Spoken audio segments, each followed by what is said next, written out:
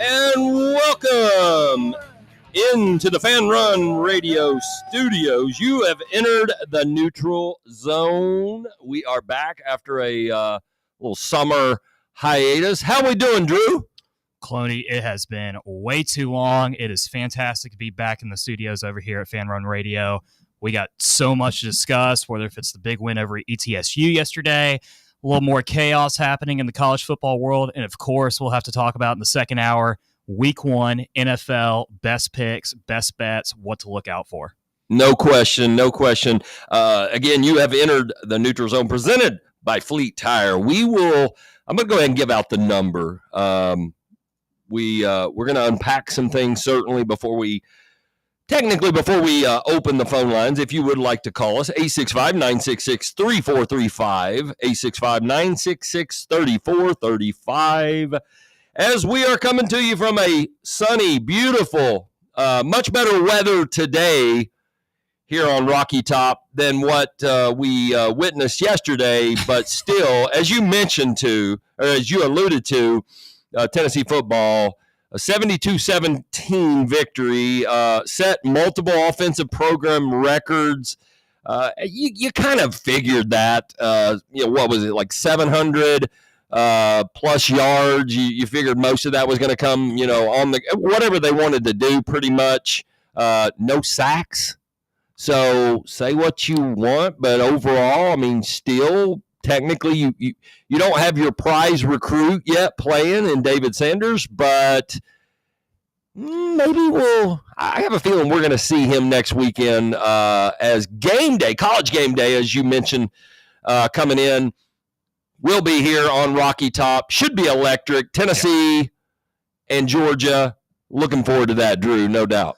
No, absolutely. I mean, next weekend's a big game, especially. It probably, in a sense, Chloe, probably gets the similar vibes as, back in the 90s of having that first SEC game against Florida. It's probably the same magnitude, just a really good tone setter. And, I mean, the first true test that Tennessee will have this season.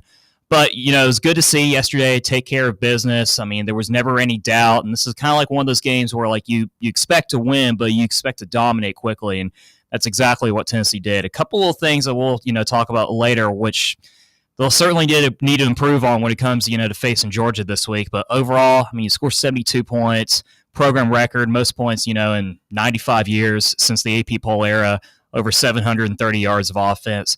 It's really, really hard to complain about that performance. No question. Of course, last week, you had some people yesterday, reaching out going, oh, man, this is concerning. Our first week opponent down at Mercedes-Benz Stadium was, of course, Syracuse, and then they had to literally come back, claw their way back and defeat Connecticut. And again, your thoughts there? Their quarterback got knocked around a little bit yesterday, more than you would like to see if you're Syracuse versus. I mean, he took some shots from our guys as well. Yeah. But, coughed the ball up a couple of times. Again, maybe a little flukish there, obviously, but they found a way to rally. Is that concerning to you any, being that they're playing at home, they're coming back? I mean, honestly, I think a little bit Tennessee is the offensive line, the defensive line. I think physicality, I know it's just 2 games, but I feel like we're more physical. We're going to find out a lot about that this upcoming week. But maybe that took a little bit of a toll on Syracuse, because I saw Syracuse early in the week favored by 9, 8.5. It just kept dropping. So people felt like it was going to be a competitive game. Any of that concern you when you start looking back at matchups? Oh, well, we only, they're not as good as maybe as what we thought we were. Who knows? I mean, I don't know necessarily, concerning is probably the right term. I mean, Steve Angeli still wound up with over 417 passing yards, a couple TDs. Right. I think the thing is too, it's a lot of people think of it's UConn. That's a game where Syracuse should have took care of business, won by a couple scores. This ain't the same UConn team that we've seen. They came to Neyland a couple of years ago. Jim Mora Jr. coaches them. They won 9 games last year. They were not a bad football team, and they're well coached as well. And so obviously, you'd like for them to dominate that, but, I think it's the combination of them being a little bit hungover from that week 1 performance against Tennessee, all those highs, and they coming in this week all right, we're going to come in, we're going to win. It is what it is. But I mean, I don't think there's room for concern yet necessarily in that regard. They're still a decent team. I still think Syracuse will probably wind up winning 7 or 8 games. But the one thing that I have noticed, though, when it comes at least to Tennessee is that, as you kind of mentioned just earlier there, is that their pass protection has improved tremendously. I mean, granted, I know we were playing against Syracuse and playing against ETSU, but you don't see Aguilar, and Aguilar's a different type of quarterback where he's going to stay in the pocket no matter what. But he was given so much time yesterday and so much time against Syracuse, where that was kind of an issue that we had a little bit last year. Especially considering you had guys like John Campbell and Lance Hurd who weren't 100% all year long. But it seems like Lance Hurd finally got the entire off seasons back to healthy. You got just huge, physicality guys where even players like Jesse Perry has been able to step up. Sam Pendleton has done a pretty good job at center so far. And, Wendell Moy as well from the transfer from Arizona. So, they definitely have those pieces. Georgia's going to be probably the ultimate test for us for this offensive line because their front seven is absolutely filthy. And Georgia always has an excellent defense regardless. And they're going to see a lot of blitz coverages and things like that going into next week. So we'll really be able to see on how this offensive line is going to be able to handle. But I got this feeling where maybe I'm drinking the orange Kool-Aid a little bit, Cloney, but I got this feeling that I think they're going to be able to hold their ground though. Yeah, I feel like I think they're tired of hearing all the. First of all, I feel like back to Aguilar, Swagular, whatever we want to call him, Joey Swag, whatever. He gets the ball out with what Heupel wants to do is up tempo. It's tempo. It's all about tempo. It's not the receivers running up to the line of scrimmage waiting and, that guy that's now playing in Pasadena, who, by the way, threw a pick to seal the game last night for UNLV. I mean, how about Meatloaf Mullen out in Las Vegas? So, anyways, I think Aguilar, how quick the ball, it comes out very quick. And so far, he's looked pretty sharp with when he does take those shots down the field. He's looked pretty good. Last year, Coach Heupel had us in positions where we had guys open down the field last year, and it was just an overthrow, or it was a throw that had way too much air under it that literally looked like a punt returner that's calling for a fair catch. You're throwing this guy so far, knock on wood, we're going to learn a lot more this next week because I would imagine we're going to, with the way Georgia plays aggressive and up in your face, he is going to, if this offensive line, as you mentioned, again, so far looked pretty good. Hurd, Wendell Moe, probably the highest grade. I was looking at Rocky Top Insider. Credit to Ryan Shumpert, does a great job. And Perry had the highest grade. Now, again, that's your right side of the line. You against Georgia, you're going to have to be solid on both sides of the line. Yeah. And especially on that left side, protect that blind side of your quarterback. But I'm with you. I feel like they've probably, now that they've kind of got that cancer, the distraction out of here, now you've got, Big Nick is out there now. Let him, negotiate for another team because, what I've seen so far right now, he's not on a lot of radars, NFL scouts right now. I think he had that hype coming in, but he holds the ball too long, and he does not. I'm not piling on Nico's segment, maybe a little, I'm but here for it. Yeah, but he does not process quick thinking, and on the NFL level, that is where it's at. Amazing athlete, incredible athlete. Yeah, you watch him play volleyball, and for someone, I played a lot of travel. I played a lot of indoor, outdoor volleyball, and to see what him jumping from the back row and hammering a ball. He's a very gifted athlete, but I don't think the processing, and that's where it's at on the NFL level. That's where it's at. You got to be able to process so quickly. Some of the best quarterbacks in NFL history, don't get me wrong, most of them are world-class athletes. But the main thing is like Brady in his 40s, he wasn't chucking the ball 65 yards down the field. He was going through his progressions, going through his reads, and finding guys are open, those, quick little 6-7 yard slants, crosses, across the middle. Nico had that tendency. Not obviously this year, it's just being exposed even more, but all last year was he had one read. If that one read wasn't open, he panicked and he ran. And you see the night and day difference of Aguilar, where it's like, all right, Aguilar sees, Staley ain't open. All right, he's going to look towards Brazel. Then he's going to look towards Matthews. And then he realized, all right, I don't have enough time. I'm going to have to scramble out of the pocket. But like he's going through multiple looks before, making that decision. And you saw Nico doing that yesterday. I mean, he literally had one read, the final possession where he had a chance to tie the game at the very end. Mm-hmm. Didn't even see a linebacker, was right in the middle, hit off the linebacker, and, got intercepted, and UNLV wound up winning that game. And so he's making the same mistakes as he did last year. And this is what Tennessee fans have been trying to say all offseason. It's like, everybody thinks that this is a massive loss because he was a 5-star coming out of high school. He had these these grades from like the ESPN 11, and that he was like going to be take that huge next step that a lot of people see like for a sophomore. But like there's glimpses of things that you can be able to teach, and there's just some things that you can't. Like Aguilar's a gamer. Hendon Hooker, he really is, yeah. Hendon Hooker, an absolute gamer. I mean, Nico might be elite in practice, and he may have, a $1 million arm, and he may be, a world-class athlete that can run a 4.4. But guess what? None of that stuff even matters. As we saw that even with Joe Milton too. None of that stuff matters if you cannot read a defense. Exactly, and back to when you talk about Milton versus, when Hooker was here, and I heard it multiple times that like early in camp that Hooker just was not, like you said, a practice guy. They were like, coaches were like, I don't know, but boy, when the lights come on, I know it's so cliche, but he's a gamer. He processed stuff.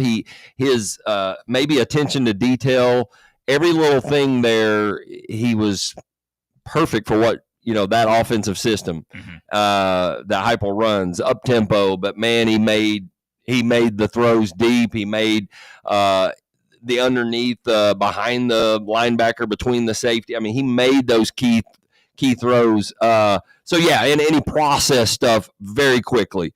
I mean, it was phenomenal. Now, obviously, it helps when you have a great running game to set those up. It gives you tons of options there. But also some big news. Let's just unpack the entire college football landscape. And again, if you want to jump in, we'll go ahead and load them up if you want to. You can call us at 865-966-3435. That's 966-3435. Again, we are excited to be back here in the Fan Run Radio studios as you've entered the Neutral Zone, presented by Fleet Tire. How about Gainesville? Are there? Is the city on fire? I mean, there's already a list out for who's going to replace Billy. Are they bringing Meatloaf back? Are they Urban Meyer isn't coming back there? Who do you not want to see? If you're a Vol fan and you want to call us at 966-3435, who are you scared? Are you scared of Gruden? Are you scared of, a Lane Kiffin going there? I got to say, if Lane goes there with that kind of talent, if he found just a defensive guy to be that guy. But I'm going to say this about Billy Ball down there. He is still, he's one of those guys, maybe a control freak. Look at the guys that have sort of a little bit of a resurgence to their career.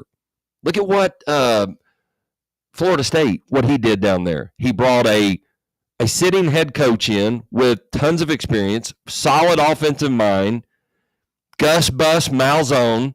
He brings him in. Look at what he's done. And what he's done with a collection of new players and sort of molded them. I mean, it's like a chef that takes all these ingredients and says, wow, I'm going to make something really good out of this. And so far, pretty impressive. I think Kalen DeBoer, ever since he lost his offensive coordinator to the NFL, I don't think he's been the same. Mm-hmm. You're already looking at potentially they won't wait. They're not going to wait on we need to have an 8-win season. I mean, 9 wins down at Bama, and they may, cut him loose. But I'm just curious your thoughts, because that is I still say that is like a sleeping giant. I think Miami is about where they've reached about their ceiling. Of course, Manny Diaz is now at Duke as a defensive coordinator. But Florida State's, we've seen where they're now. They've elevated. I wonder who's the guy that you don't want to see. I'm going to name a couple. The one that I wouldn't want as Tennessee fans would be the guy at Arizona State. I feel like would be Dillingham. Dillingham, yeah. I feel like he is that young energy. That man, he's. He would definitely be a home run. I feel like there. I don't, as a Vol fan, I do not want to see that. He's definitely one I hope does not. I hope they make another horrendous hire. Like the thing is like naturally, I would be afraid of Kiffin going to Florida. I think Kiffin is one of the best coaches in college football and has been for a while. I mean, offensive coaches, yeah, right? Yeah, definitely. Okay. But the thing is like, if it was 10 years ago where NIL wasn't a factor, I could absolutely see him leave Ole Miss for Florida. But with today's landscape, Florida doesn't really have that booster backing that I think a lot of people think that they do. And they are way more cutthroat as far as expectations go than as opposed to like Ole Miss, where like he's the best coach that they've had since, probably David Cutcliffe. Or maybe Houston Nutt. He had a couple good seasons there, but he's set for years to come at Ole Miss. He could have a 6-6 season right now, and he could be, he would have another 5 years with them easily. You know, and Florida is just kind of like, in a sense, it's kind of like Alabama, where without the titles, really, where it's like if you don't win 9 or 10 games this year, they're calling for your head. I mean, look at what they did to Dan Mullen. Dan Mullen won 10 games back-to-back years. It took them to a couple of New Year's Sixes bowls, and he was gone in 2021 for going 7-5. And so I'm curious on who would they go after. I'm not afraid of Gruden. Maybe this is a hot take. I think John Gruden's the most overrated coach in the history of the game of football. Like, for a guy that was just a barely above 500 coach in the NFL that only won a Super Bowl because of Tony Dungy's players at Tampa Bay, he never really did anything there. He was a disaster at for the Raiders as well. And I don't see that his type of style, way that he runs an organization, runs a team, would necessarily fit in the NFL. Just because you have that success in the NFL doesn't necessarily mean it's going to fit in college. Look at Bill Belichick as an example. And there's other examples too, Callahan that that wound up coaching at Nebraska after Tom Osborne. He was an absolute disaster too. And so I'm interested to see who they get. I think Kenny Dillingham would be the most likely scenario. But then again, I think Billy Napier has, I want to say, close to a $40 million buyout. So they may have to be stuck with him. So I don't know where they would go from here.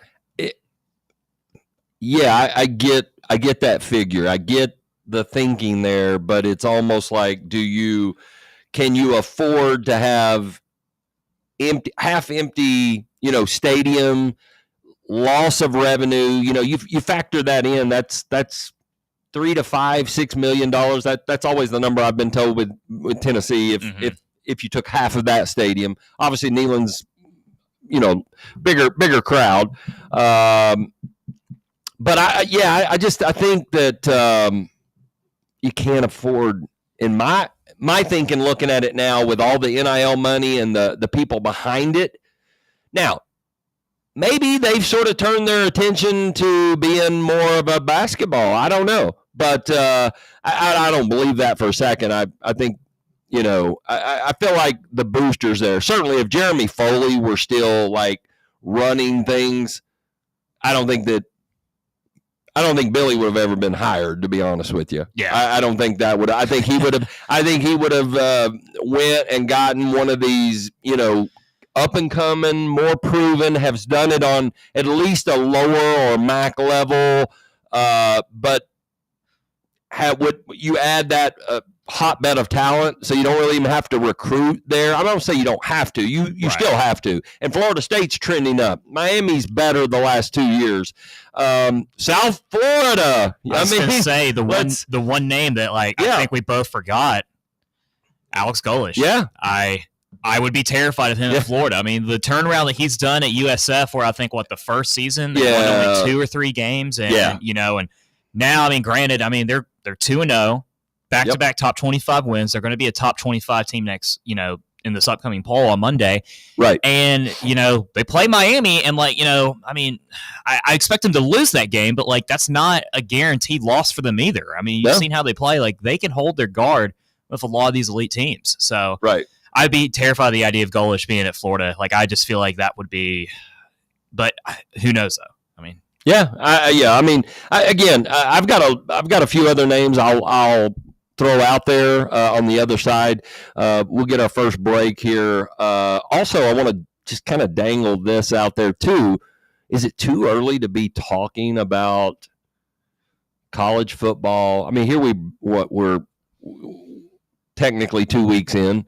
But ESPN's already got, I see where Heather Dinich has already got her, projected, and this is where she's, talked to people in the industry, I guess, and they've just kind of reporters.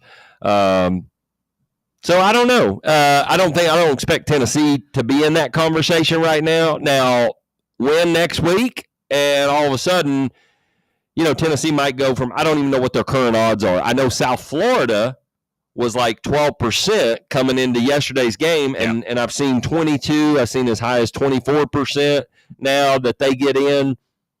I mean, that's they might be the G5 team that makes it in. I mean, it very well could be. We'll see. Golesh has definitely got them playing really well down there. Mm-hmm. Let's do this though. Let's get our first break. Again, want to shout out Fleet Tire for making Neutral Zone possible right here on Fan Run Radio. If you want to join us, load them up at 966-3435. We're going to come back. We'll open up the phone lines. And I will say, I kind of I teased this out earlier. Man, I was really hoping we'd come in today. And one of us, maybe, both of us had the winning tickets last night. Man, I feel like, though, I've got a parlay in the second hour I'm going to drop. The odds on that are ridiculous. They're crazy. And when I say it's not just throwing crazy stuff out there, maybe a little crazy, but we like to get a little crazy. Again, it's week 1. I mean, there's going to be some craziness. I mean, multiple touchdown guys that might get 2 touchdowns for you. I've even got a crazy, I feel like a long shot that I gave out on another podcast that I do for sports angles, sports betting, and things like that. We're going to drop that as well. Last year, hey, we right here. I mean, you remember last year, Offensive Rookie of the Year. I gave it to you week 1 before they snapped the ball. I wish I would have gotten it about 3 or 4 days prior. I remember, I've got the screenshot on FanDuel. It was plus 900. Jaden Daniels. Mm-hmm. When I dropped it on the air, it was plus 650. By week 2, we came back in here. It was already plus 240 or something. I mean, so you got to jump on it earlier. And it's typically a quarterback that wins it. Even though Cam Ward may struggle today in Denver, that's a tough ask for him to go there and pull that off.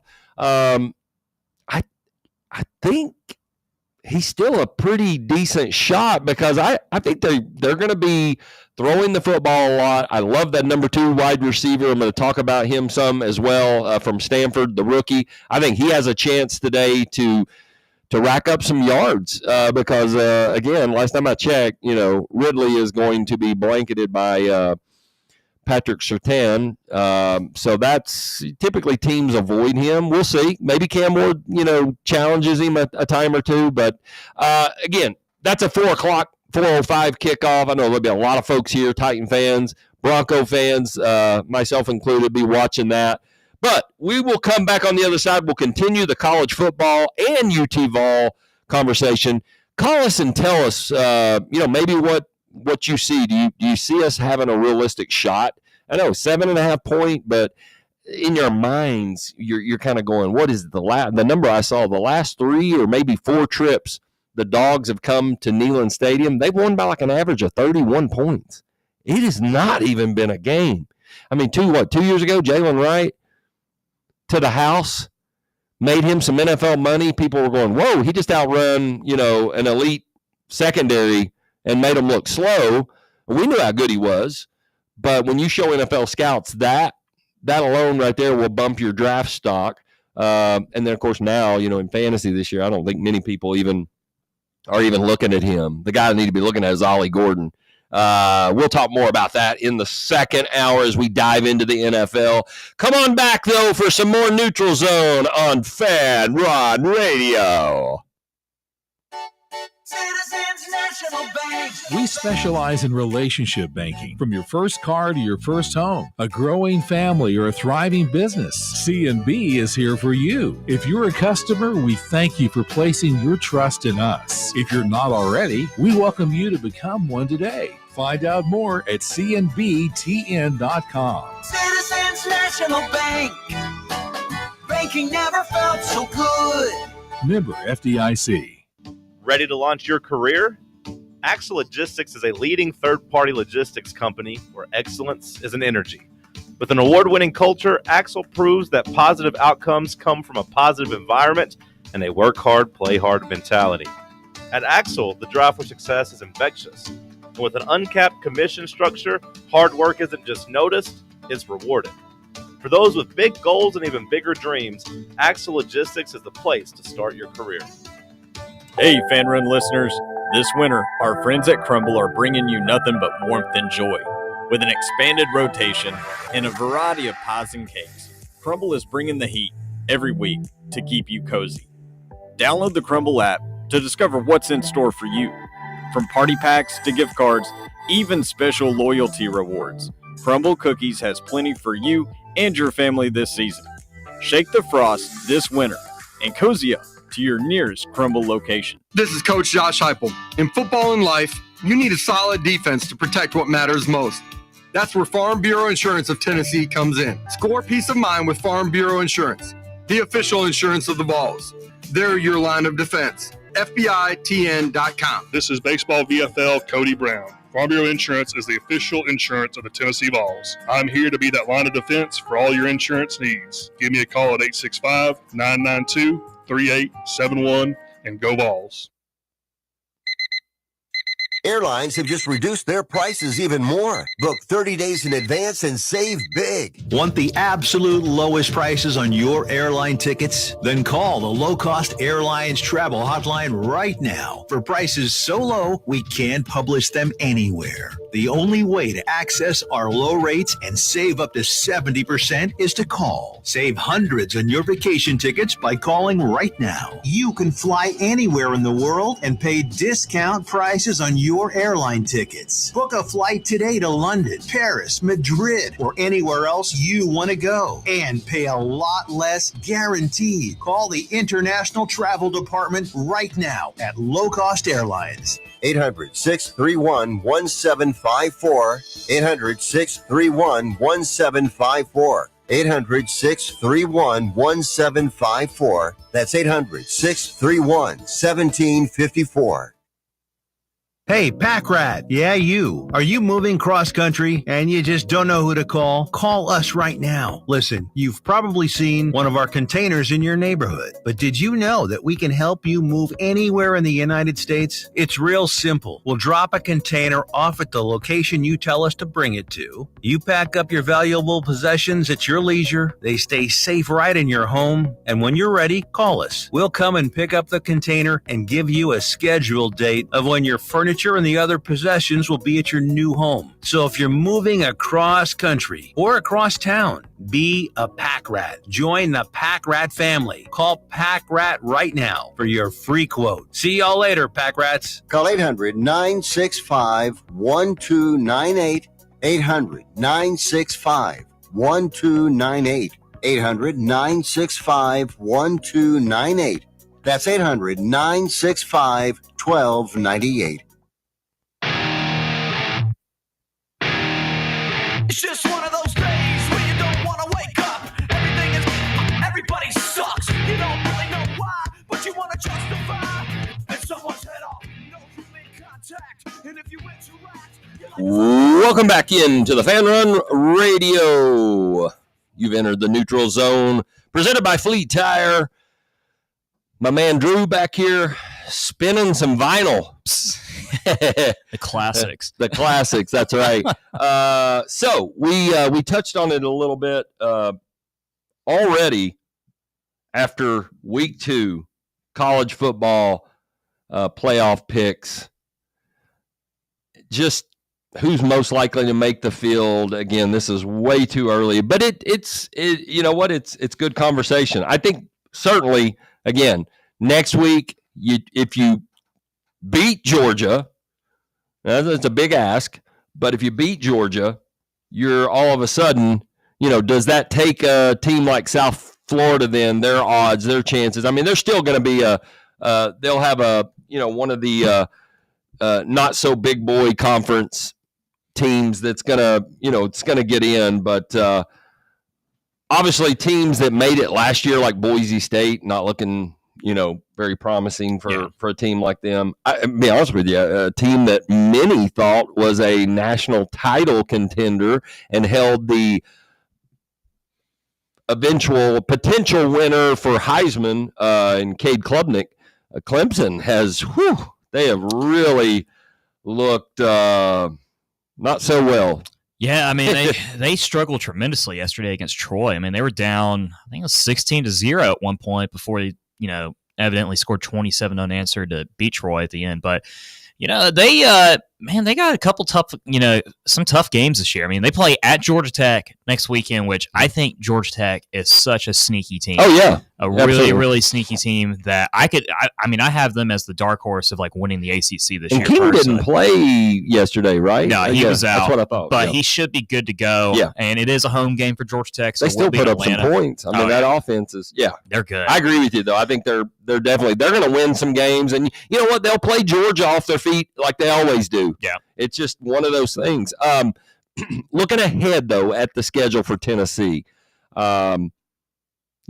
two things that we've pretty much, if you stayed up and watched that game last night, Arizona State down in Stark Vegas, and Mississippi State wins it in the last minute. In the last 45 seconds, throw a deep ball. I don't know what the cornerback was doing there. It was almost like a center fielder who lost the ball in the lights or in the sun. I don't know, but that's not going to be an easy place down there. That most certainly won't be an easy game at all. And it's like in one of those like flex times where either it's a 3:30 kickoff or a night game. I could absolutely see that being a night game. I could too. That would be, I don't want to say nightmare scenario because we should still beat Mississippi State, but I mean, that's definitely not a guaranteed win by any stretch. Right. But when you look at the schedule, though, I think the one consistent thing that Tennessee fans and most pundits have said, there is a stretch of 4 games. There's 4 games on that schedule where Tennessee ideally needs to go 2-2 to make the playoff. And, that's Georgia, that's at Alabama, that's Oklahoma at Neyland, and then Florida on the road. What we can see now, 2 weeks in, mind you, I mean, there's still an enormous amount of football left. But I expect us to lose to Georgia next weekend. I think this game's going to be a hell of a lot closer than it has been in years past. I think the gap is closer to getting that level. But when you talk about the blue chip ratio, I mean, Georgia's like at 85%, Tennessee's like a 69%. And even though that they have some limited, ability on the offensive side of the ball, especially with Gunnar Stockton. Right. Their defense is so elite, and Yes. I think this is going to be one of those games where like Aguilar will, wind up struggling, and our inexperience in the wide receiver position, will be exposed a little bit. But Alabama game, I think, ironically, I think that is a winnable game for us just from, what we saw them play against Florida State. I don't think Florida State is an elite top 5 team. I don't by any either. stretch. Yeah. I have no faith in Todd Simpson. I think Ryan Williams is the most overrated player in college football by a country mile, and it's not even close. And I think I think at that point, I mean, they've already played Georgia and a couple other teams, and that could go either 2 ways for Alabama. It could either be that was a reality check for for Alabama losing to Florida State. They bounce back and, they get the ball rolling, and get some marquee wins. Or, I mean, the other way they could bounce is that they're already deflated at that point with a couple losses into their belt as well. And so I think Oklahoma will be the toughest of, between Alabama and Oklahoma and Florida. I think John Mateer is an absolute dog. I mean, it was a hell of a win for them last night against a good Michigan team as well.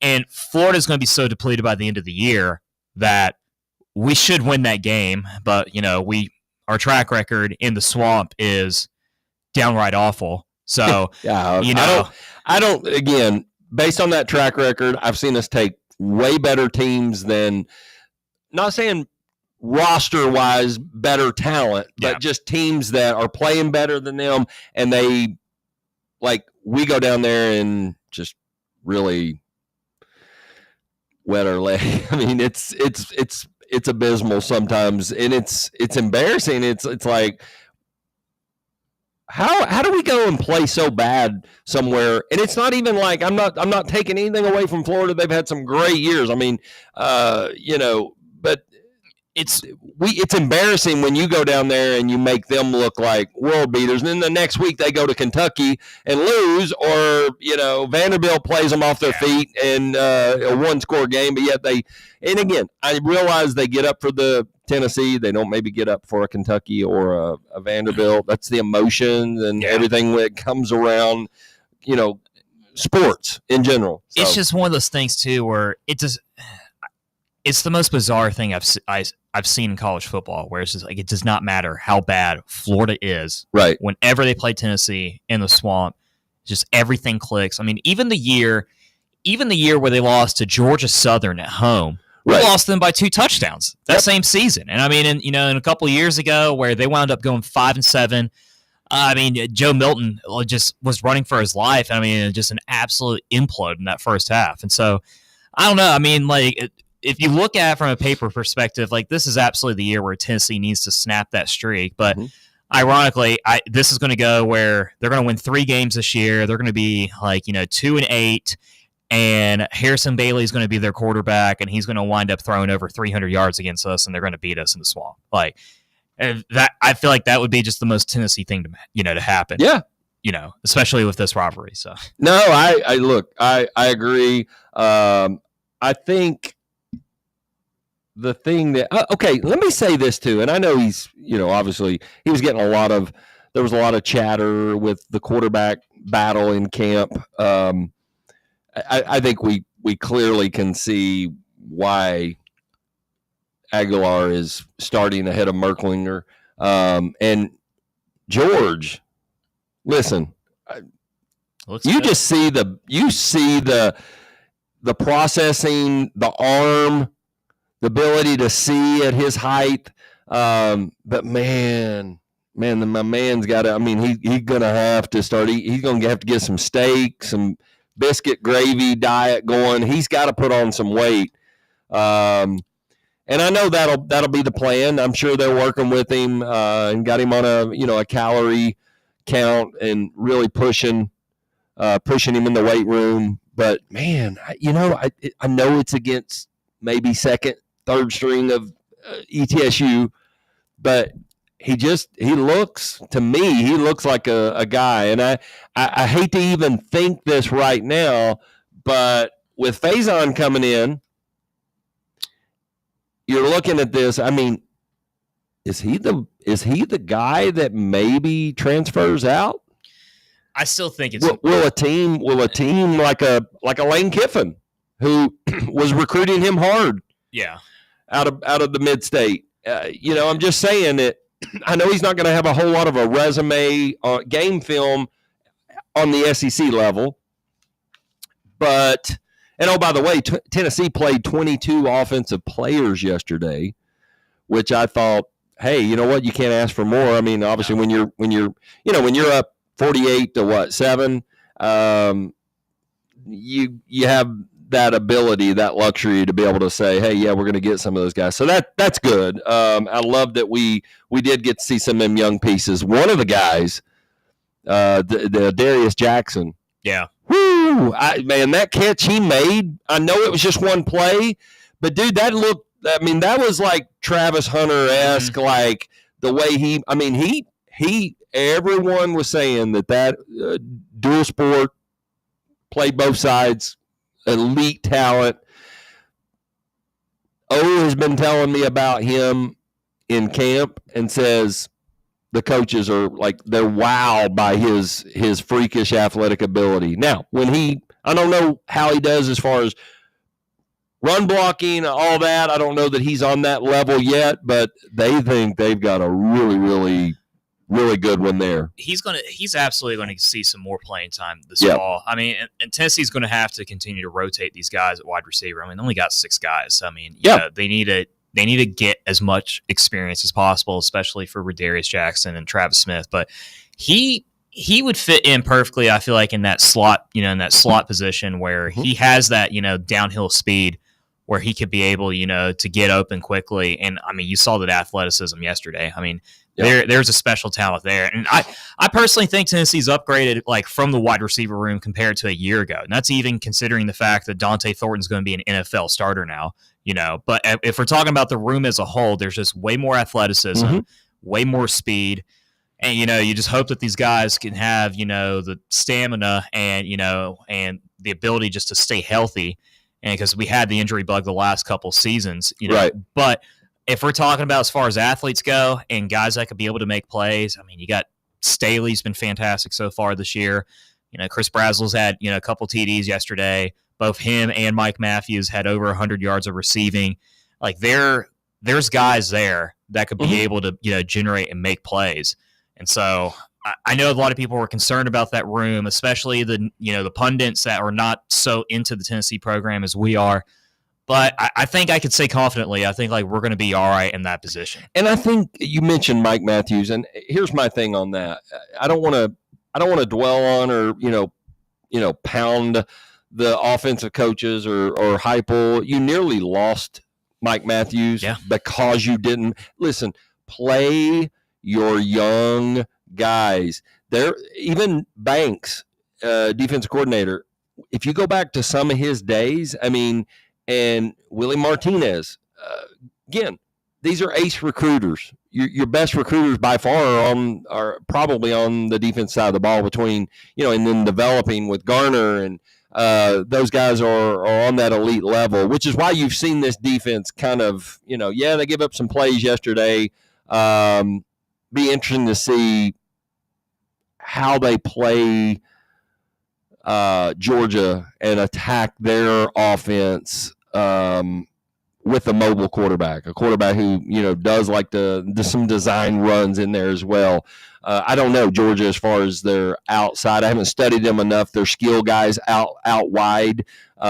Certainly to have a McCoy back would be huge, but I'm looking at that. And where I'm going with that on the offensive side and the defensive side and all that is you look at the amount of talent that and the development on the defensive side of the ball. One area last year, I felt like, again, young guys, that's kind of been a knock with Heupel and the defensive coaching, on this staff, is that we don't really play young guys. Yeah, if you're a healthier program, and we're talking about like a Ohio State last year or the likes of an Oregon, I get it. The cupboard's, I mean, it's full. You've got tons of, players. You got tons of talent there. Yeah, you're not expecting even blue chip 5 stars to come in and play and contribute right away, but we're not that program. No. We're not that program currently. And Mike Matthews, literally, I mean, you talked about all those guys, Smith at Ohio State, and Mike Matthews, he may not have been on that level, or Williams, coming out, but he was pretty darn close as far as a lot of the pundits and that handle recruiting, and you nearly lost him. I think when people can say, "Oh, it's about money," listen, I don't think it was a drama thing. I don't think it was, mama drama, a parent like we've seen with another well-known player on the roster on the team. But I think it was more about, look, how was I not even getting 3 wide receiver sets? I wasn't even getting a sniff And again, from what I'm told, practiced hard, played well. I'll be honest with you. I don't think Brazel has been. Maybe he stepped it up here recently, but even last year they didn't really. Particularly, they weren't really that crazy about his work ethic. But he's made some catches, and made a big one against Alabama last year, right into the end zone. A big, huge play, and we hope he makes a big one next week. No, I mean, absolutely. I think the thing is, a lot of fans have to take in consideration is just how hard it is for a wide receiver, especially for one that transfers out, to get comfortable in this offense, get accumulated. I mean, there's a lot of examples. I mean, you talk about Jalen Hyatt. Jalen Hyatt's a perfect example of a guy where his very first year, he was a terrible fit. I mean, to be completely honest with you, he didn't have confidence in himself and his ability. He didn't have confidence in the offense of missing assignments and known, to be able to connect with Hyatt or with Hooker. And then, wound up winning the Blinkoff the very next year and, having over 200 yards against Alabama. So I think like a lot of people need to, I think the approach that Heupel and the staff, takes is that you've seen guys like Hyatt, you've seen guys like Dante Thornton who came in his first year. He struggled tremendously. Brazel struggled a little bit last year as well. I think they'd rather have guys in there that have been in the system for multiple years and, that know the offense, that know their assignments, know what routes they need to run on certain plays, in certain formations as well. Because the thing is like the way that offense runs, it's not a lot of designed, routes that these guys run. It's more of just kind of like, okay, this is like what the defense is getting me. I'm going to run a hot route over here.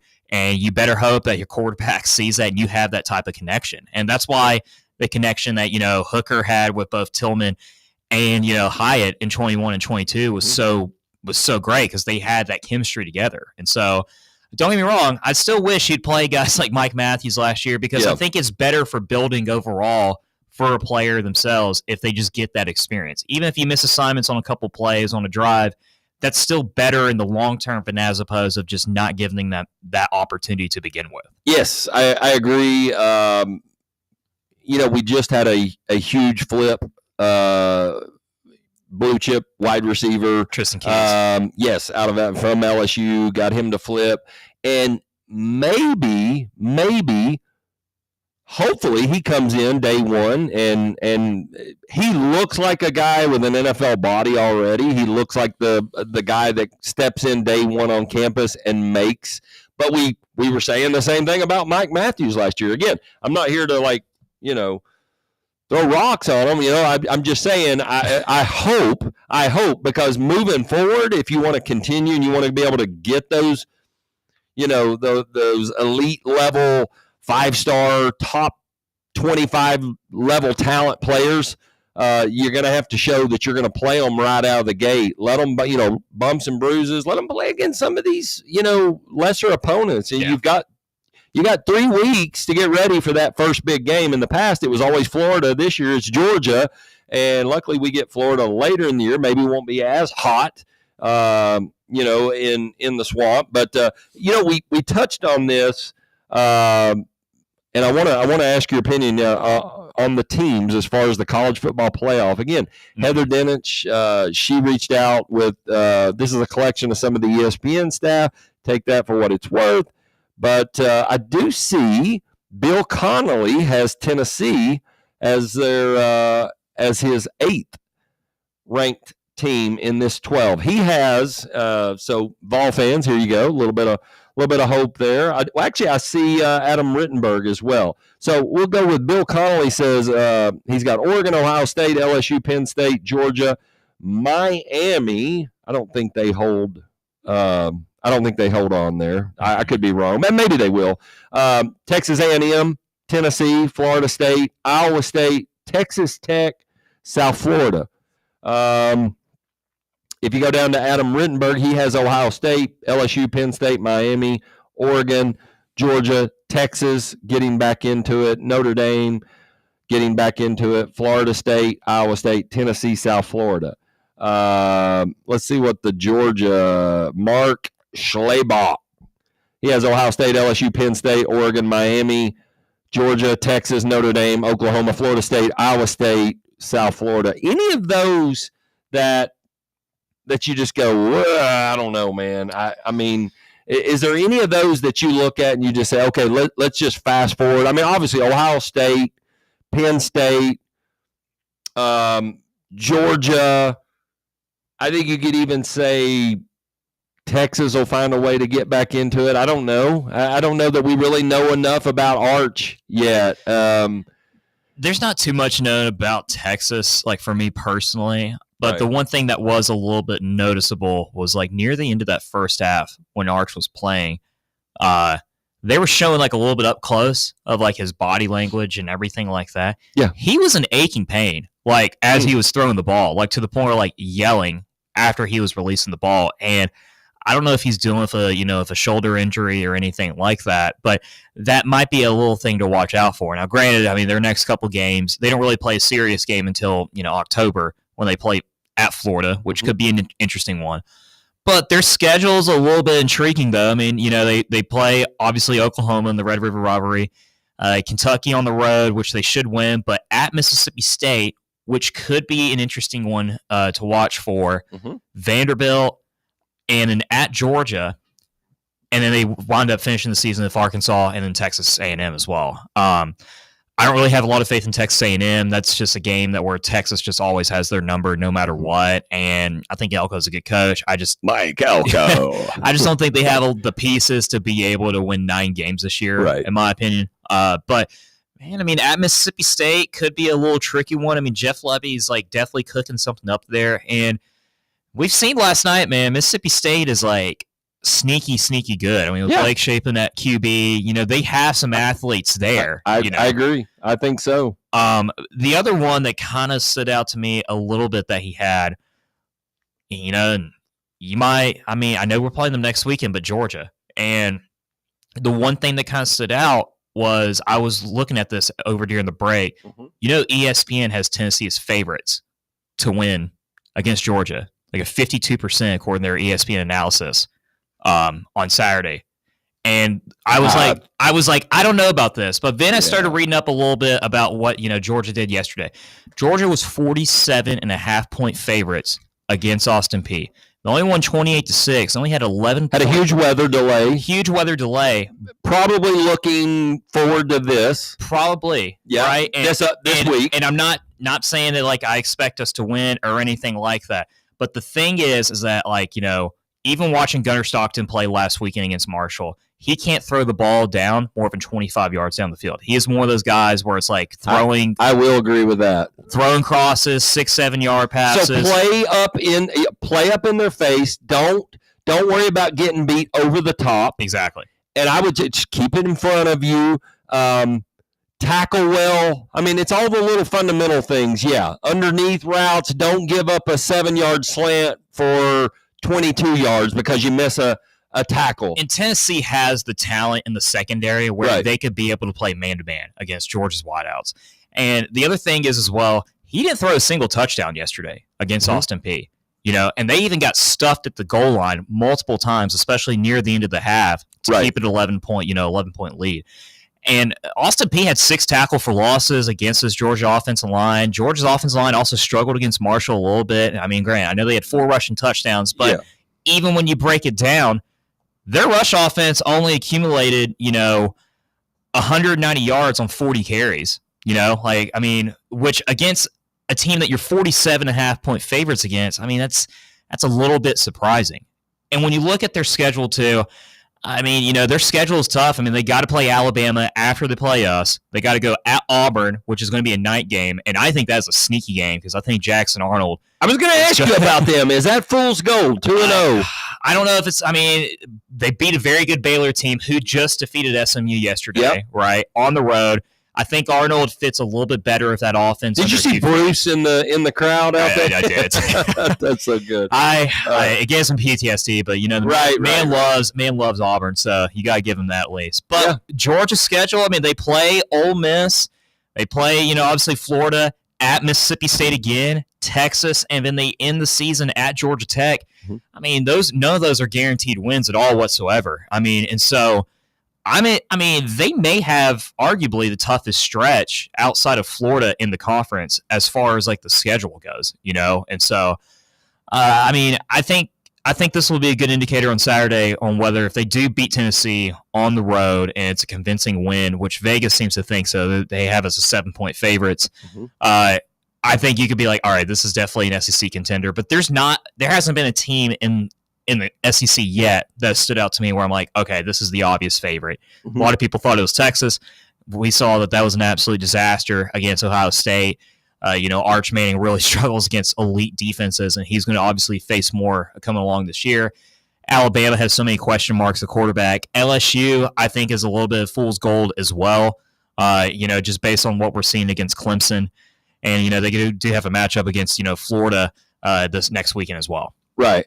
So I saw where Bill Connolly and ESPN, they put together this. It's apparently, all this in this data-driven, world that we live in now. And, you hear of sabermetrics with baseball and, Billy Bean, and used that and kind of was the first to really create a lot of the edge. We can create two guys to play first base, and, if they get on base, what do we like? We want a guy who can get on base. We don't care what his off the field antics are, all that. We'll pay him $350,000 versus paying, Giambi $6 million a year, whatever.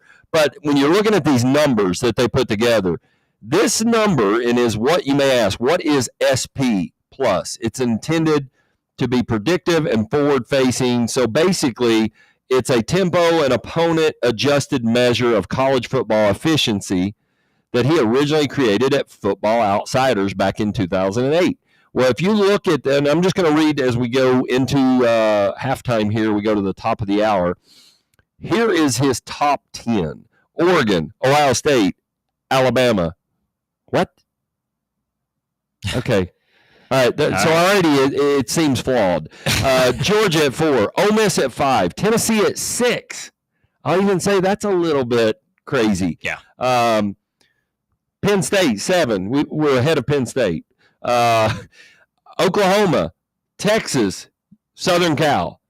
So when you go down through there, there's a ton of 2-0 schools that, like I was saying, I was asking you, Auburn, is that fool's gold? A&M, 2-0, maybe a little bit of fool's gold there. They obviously have bought a lot of players. But LSU, 21. I mean, LSU's got a very impressive win. They're 2-0. Again, some of this data-driven, it doesn't always make the most sense. Yeah. Thank goodness this is not a part of the college football playoff, I guess, what am I looking for? The whole algorithm, everything that goes into it. I really hope they don't look at this. Yes, I like having Tennessee being ranked up there and thought of, but it really and truly, until you beat somebody like a Georgia, even if you play Georgia off their feet and lose a last-second field goal, as heartbroken as we all would be, then I could understand having Tennessee's name mentioned in that top 12, top 15.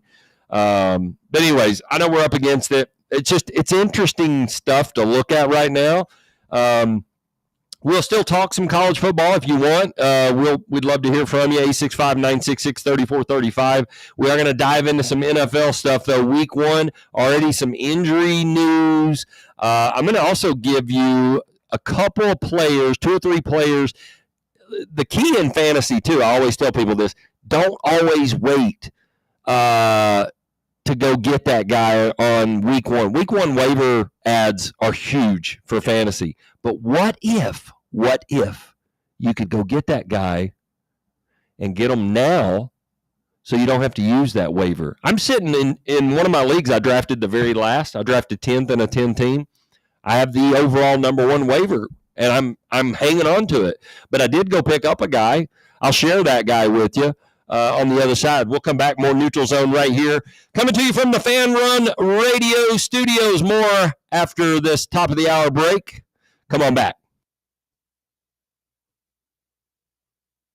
Hey, Vols fans, Cody Brown here. I grew up right here in Tennessee and know what it means when someone says, I've got your back. That's why you can trust Farm Bureau Insurance of Tennessee. Whether it's your home, your vehicle, your family's future, or the business you built from the ground up, we will show up for all of your insurance needs. We are Tennesseans who understand what matters, which is doing right by you. Insurance is not all about just paperwork and policies, but it's about the people we insure every day. So if you want insurance that hits home, give me a call at 865-992-3871. Go Vols. Hi, I'm Dr. Mike Costa at Knoxville Smiles. Here at Knoxville Smiles, we're all about making it easier for you to see the dentist. That's why we're now open until 7 p.m. on Tuesdays and Thursdays. If going to the dentist in the morning or during normal business hours doesn't fit your busy schedule, come see us a little later. Call 865-539-1776 to schedule your appointment, or just visit us online at knoxvillesmiles.com. Smile brighter with Knoxville Smiles.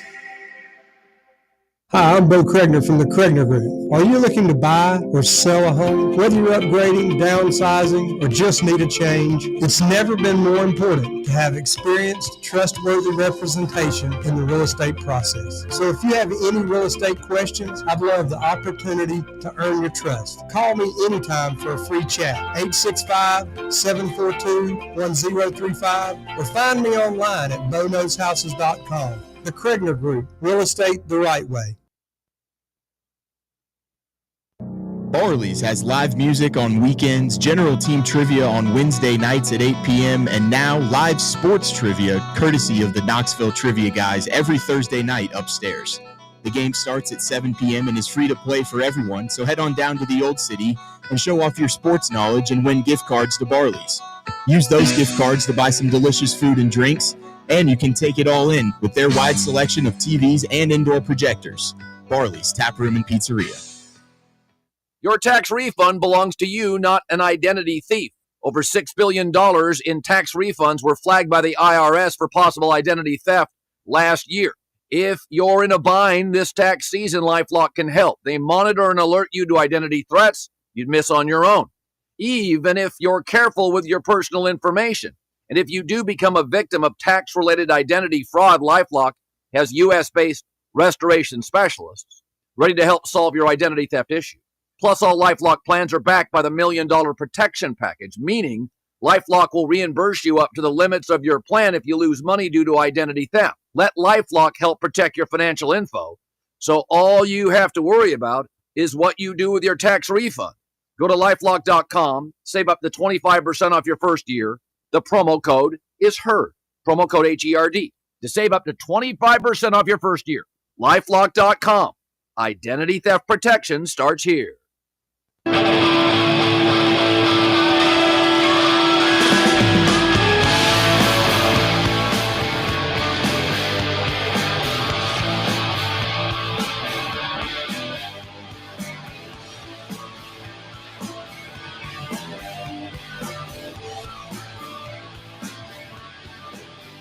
right, let's get after here. Hour 2, Neutral Zone, presented by Fleet Tire. And we are live in the Fan Run Radio studios. We'll open up the phone lines at 865-966-3435. I told you I teased it out on X earlier, TikTok, on the talk, as James Caan would say. We're back on the talk. Drew, you're on the talk, right?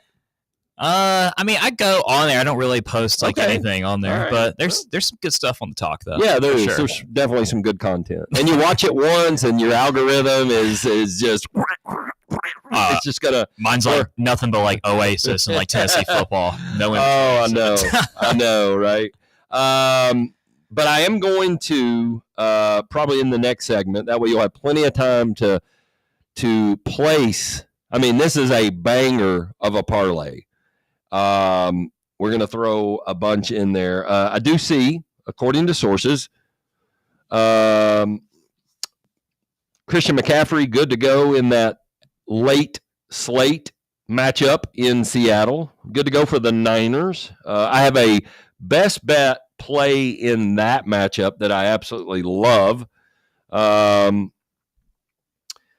You had, it's always a good thing too. I mean, being a Bronco fan, yes, now I got to deal with Harbaugh and the Chargers, and they're even, man, if Quentin Johnston starts catching balls, because he's literally been like all Visine team like nothing but drops. But if he starts catching, and now you've got Keenan Allen, you've got him, you got Will Disley, you've got by some, I have a future slip on Omarion Hampton to be the offensive rookie of the year, and he didn't have a great game, but they still beat the Chiefs.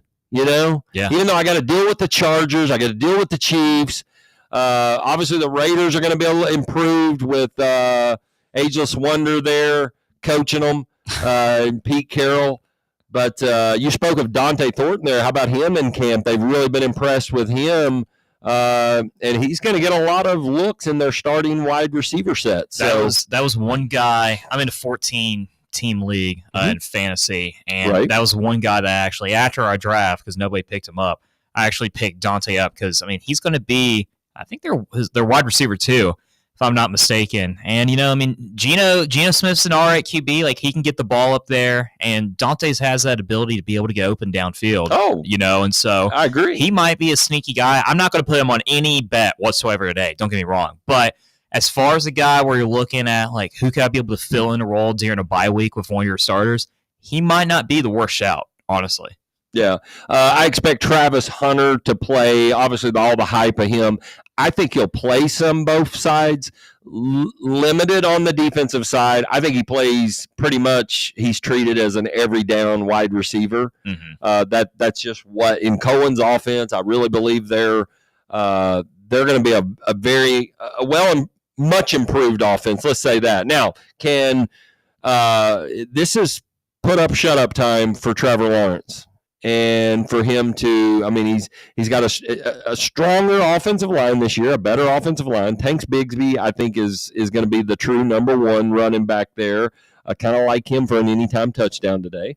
I think Brian Thomas Jr., look, when you're talking about fantasy and you're talking about the guys who could be this year's number one, obviously it's a clear no-brainer to draft Jamar Chase. I think he's hands down the best wide receiver. I like him even more than Justin Jefferson. You can move him into the slot. His physicality, his ability to catch anywhere on the field. Not to mention he's got a better quarterback than J.J. McCarthy, although they like his potential. And Kevin O'Connell is a mastermind offensive guy. Came up under that, in that tutelage, McVay group of offensive minds. But I think overall today, I love a lot of matchups. I mean, you look at some of the divisional matchups, Falcons hosting Tampa Bay, 1:00 kickoff right there in Mercedes-Benz. I mean, these are, it's Michael Penix Jr. time, and, hopefully you've got stock in Bijan Robinson and Drake London. Is this the year finally Kyle, the big tight end? That he arrives and they use him. So we'll see. There's a lot to like about this week one. I think another incredible matchup is two teams that very likely could represent the NFC if things go their way, especially speaking of the Packers and the Lions, but with the Packers making that move, and if the back is not a big thing with Micah Parsons, we'll see. I saw footage of him the other day where, like, in practice, and honestly, if someone not told me that he had a back issue, I would have had no idea. He looked like he was just like absolutely flying. So yeah, I mean, I think like having a bad back, like, in like Matt Stafford's case, like for the Rams, in your late 30s, right, is way more detrimental than as opposed to someone like Micah Parsons, who's only 25, 26. And so he's relatively young. I also understand not giving a one-dimensional defensive, like an edge guy. He's not a stuff the run kind of guy. Mm-hmm. He's not. I do get that, and I've never carried water for Jerry Jones. I honestly think he's horrendous at decision. But I will say with a guy like that, the they could have. I felt like they could have worked things out to keep him there and pay him with some incentives and things like that. But I just think it went sour, and at that point, then Green Bay had a ton of cap space to say, oh yeah, we'll not only trade you, we're going to go ahead and sign you for 4 years and give you a ton of guaranteed money. And he gives them an element that they have not had since Clay Matthews with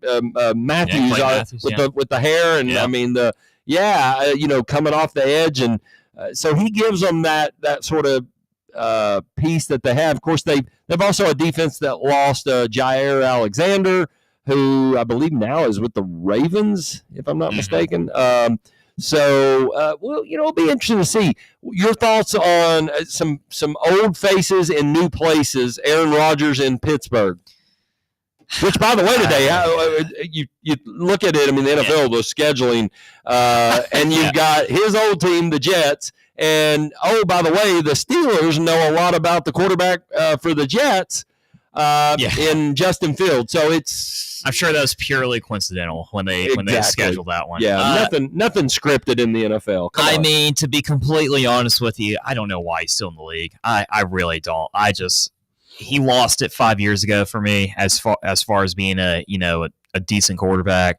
He was a disaster for the Jets last year, and he's over 40 years old now. I mean, he's been in the league for 20 years more or less, and he's washed. He'll always have a seat on his boy there, ESPN show. The ex-Colts kicker, McAfee. McAfee. Yeah. So I mean, I'm avoiding that game at all costs. They have the over/under at 37.5. If I'm playing anything, it's the under. I do have a small play. I will give you one that I like: Justin Fields under 27.5 pass attempts. You can still get that right now. This morning it was minus 115, minus 118. I really believe it. His completions were at 16.5. I actually like that too. Yeah. I think you're going to see a lot of running the football. I think the guy there to watch out for too, I think you're going to see a lot of Braylon Allen. He's a bigger physical back. They really like him. Obviously, there's still Breece Hall. You got to start, the conversation with him. Yeah. And he's kind of got a lot to prove there. But I could see the Jets potentially, obviously if they do Jets things and fall out of the, playoff consideration, I could see him being a guy dealt. I could see a team like the Cowboys, even though Javonte Williams, who couldn't play dead in a Western for my Broncos, and then he comes out on opening night. Who had that ticket to get 2 touchdowns for like plus 3,600 or something? I mean, it's crazy. So anyways, and I did mention one guy that I felt like, and I've been pretty solid with these in years past. I think a lot of times when people get a lot of hype, and maybe no player got more hype in the preseason than the Redskins running back, and I'll give you some guys here. But Ja'Cory Krosky-Merritt, he had the one huge run. They really like him. Of course, they trade Brian Robinson Jr. off to be the backup in San Francisco. They trade him, which I thought was a great move by them. It gives Shanahan, Kyle Shanahan, that little bit of an offense, and a guy that still runs hard, and that's all they need right there. Because you don't know. I mean, as an insurance policy, like I told you, I have Christian McCaffrey in a league, but I felt like the value was too good not to get him where I got him, and hopefully he returns, to fantasy glory. But I'm a little skeptical. I mean, the calf injury and all that, we'll see.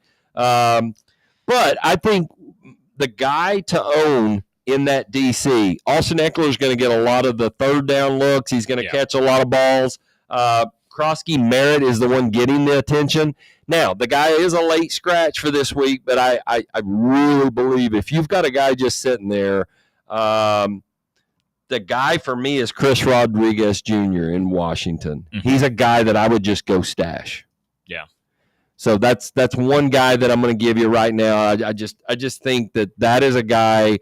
The other guy that I'm going to give you is Kyle Manago. He's the number 2 running back. He's ahead of Roschon Johnson in Chicago. I like him way more than Roschon. Roschon Johnson's been there for 4 years now. You've seen what you're going to see. The new coach there, head coach, Ben Johnson, was the OC, obviously, in Detroit. Think about Detroit. They had a 2-headed monster running back. Now, is Jahmyr Gibbs the guy? Yeah, he's the man. He's a first-round level pick, talent. Like him anytime touchdown again, certainly tonight in that, or this afternoon in that matchup. But you want in Ben Johnson's offense, they went out and spent a ton on picks and trades to revamp that offensive line. I expect a different Caleb Williams this year. We'll see. Yeah. But I think that offense takes a huge step, even though you've got DeAndre Swift, who I think could put up, huge weeks, but he could also have so-so weeks. I still think that goal line guy might be the guy that I just mentioned, Kyle Managa. Go grab him if you've got a guy. And I'm saying if you've got an extra bench spot and you're just keeping if you've got 3 elite just dogs at wide receiver and you've got like a 4th or 5th wide receiver sitting there that's you really, you're kind of like, okay, I'm not really sure I'm ever going to go get you want the lotto ticket, the guy that could take over a backfield. If an injury happens, you see it more often at running back position than any other position. Mm-hmm. Those are some guys that I really like right there. Drew, anything that catches your eyes or disagree with what I just said, or anything from an NFL perspective, anything, maybe the biggest thing you're excited about coming into this year, what you're looking forward to the most?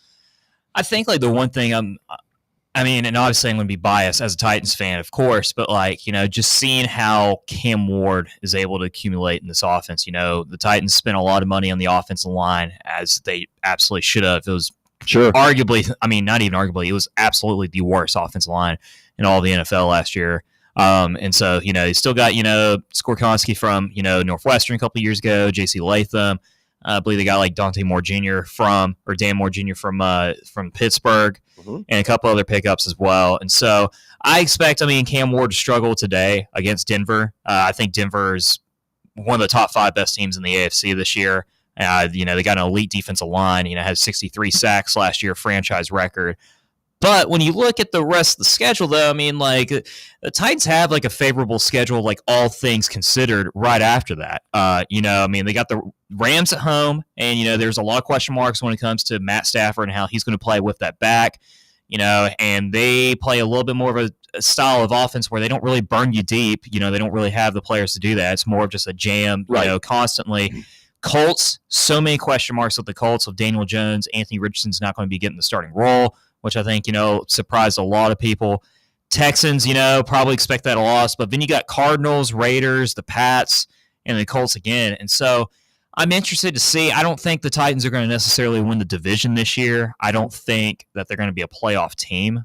But, if they win 6 games, I think 6 games is attainable with the schedule that they have. And there is room for progress. And they have talent in the wide receiver position with Ridley, and Lockett. I agree. And, they made some good pickups in the draft of Gunnar Helm over there. He's going to get a lot of action, in the tight end position too. But it wouldn't surprise me in the slightest, though, if Cam Ward got a little bit over 3,000 yards of passing this year. And I think if he has that, I agree. I think that is a great rookie season. Listen, I think Cam Ward will start for a lot of fantasy teams later in the year. And okay, so I'm going to throw out one of my picks. Speaking of Cam Ward, yeah. Okay, so maybe the Titans finish dead last in that division. But I'm going to give you, for instance, here's one of the picks. Now this is 3 divisions right here that I'm picking in the order of finish. This is all on FanDuel. It's crazy odds, almost 20,000 in odds. AFC East, Buffalo finishes first. Are you ready for a surprise? I'm here for it. Jets finished second. Ooh. Jets finished second. Third, New England. Fourth, Miami. They're obviously one hit from being, I mean, everything on their offense production just goes, if he gets hurt. Yeah. AFC North, Baltimore wins the division. Cincinnati, runner up. Pittsburgh, third. Cleveland, fourth. And in the big matchup today, we talked about Tampa Bay and Atlanta. NFC South, Tampa wins the division. Atlanta, close second. Third, Carolina, who I think is going to knock on the door. I think they're going to be very much improved. Mm-hmm. The Saints are going to be more than likely picking top 3 in the draft. I mean, they're just going to be awful. Yeah. So those odds right there. Again, 19,741. I mean, a $10 wager, and you're almost winning $2,000 on that. So I've been contemplating that. I've went back and forth. The Jets, to me, is the biggest question. Can they finish that? A lot of people are on the Patriots, and I think the Patriots will be improved. But to me, I think with the Jets there, I think they're going to have more of a defensive mind. And I really do, but I think Fields they're going to run the football a lot. I think they're going to. Now, they start off today with a tough one, hosting the Steelers. Yeah. So it should be interesting. We shall see. But that's one that I definitely like. And again, in this upcoming segment after the break here, I'm going to give that humongous banger parlay out. You can play it, man. I'm going to play it. I'll post the ticket on X. I'm going to put my money where my mouth is and try to win some. It won't be last night's 1.8 billion, but second largest, by the way. I think 223. We had one just around 2 billion. A little bit higher than that, but I'm not going to complain. I mean, Drew. But so any big upsets? I do have one today that I would say, especially if you're in a Survivor League. I'm in a Survivor League where the last I checked, there's like 140. It was like 142 people, mm-hmm. and about 78% of them took Denver, which I understand why. The teams I would say be careful with, though, is the Commanders playing the Giants. I know it's the Giants, but I'm say that one too. I'm telling you right now, and don't be surprised. I drafted him in a dynasty league. Jackson Dart is going to be the man here before too long. He has looked really good, and Brian Daboll is really good with quarterbacks. I know.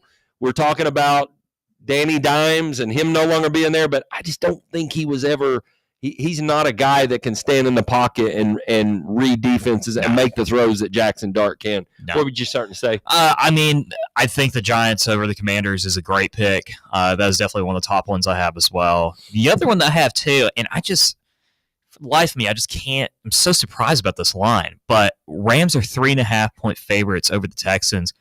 I like the Texans over the Rams in that one. And the reason why is because, they have an elite, unbelievable defensive line, the Texans do, Will Anderson, and Rams struggle tremendously with that offensive line. They don't really make too many upgrades. I think both defensive lines can impact this game today. This would be a small, they have the total at 43.5. I would hammer the under on this one as well. But when I look at just the one-on-one matchups, I think the Texans have the edge in the secondary when it comes to just overall talent. And I know Stroud had that drop last year, but can Matt Stafford be able to have enough time to have the ability to be able to throw it downfield over the top, to Devontae Adams, to Puka, and things like that? And I don't know if he will. Stroud at least has that ability where he could be able to scramble a little bit out of the pocket, and has that, agility too. And I expect him to bounce back. And I expect Nico Collins to have a pretty decent game too. Yeah, they don't have, and they're going to have to throw the ball because they don't really have a lot of options at running back. Nick Chubb had 2 knee surgeries. Nobody knows about Joe Mixon. His career might be he's definitely out through week 6. Yeah, so his career is pretty much done. And Damian Pierce really hasn't been the guy. He's kind of one of those that you just go, okay. Yeah. He's really not. I mean, I see people flooding to the waiver wire and trying to pick him up. When again, I'm going to give you another one of my guys that if you want a guy to just go ahead and stash. I gave you Kyle Managai. Woody Marks for me in Houston. He literally is a PPR machine. He'll catch balls, but he's got the body to be a 3-down back. Yeah. And if Mixon can kind of be the hammer, and then they bring this guy in, I love Woody Marks. I own a lot of shares of him. I've got him in 2 of my 3 leagues. One in a dynasty league that I took a chance. So I like him a lot. The game and it's going to be one of my plays here. It kind of goes with the trend. Now here's the trend. In the last, let me pull it up just so I make sure I'm not, I don't misspeak, but in